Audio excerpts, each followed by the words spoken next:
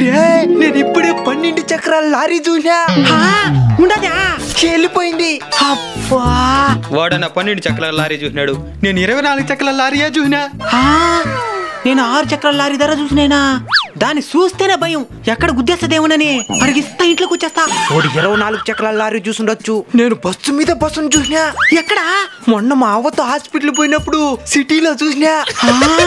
Bus మీద bus కదా, అప్పుడు కింద ఒక డ్రైవర్ పైన ఒక డ్రైవర్ ఉంటాడా? ఇంకెట్ట అనుకునేవా? లేదంటే పైన ఉండే బస్సు వచ్చి ముందర పడిపోదా? నిజమేరా. వాడు బస్సు మీద బస్సు చూసుండొచ్చు, నువ్వు ట్రైన్ చూసినావా? సోల్లా నేను చూసినా. చక్రాలు ఎన్నున్నాయి లెక్క పెడదాం అనుకున్నా. అంత లోపల వెళ్ళిపోయింది. అప్పుడు ఇది ఒకటే ఏం చూడండి బాబు, నన్ను తక్కువ అంచనా వేయద్దు. నిన్న కొంచెం ఉంటే విమానాన్ని చేత్తోనే తగ్గేసుంటా. ఎప్పుడా? నిన్న సాయంత్రం 4 గంటలకి కిందనే పోయింది చూసేసిన. ఇప్పుడు చెప్పండి రా, విమాన సౌండ్ వినపడుతున్నది, కిందనే పోతున్నది కదా. అవునా?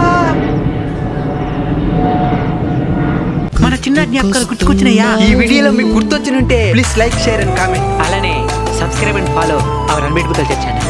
నమస్కారం.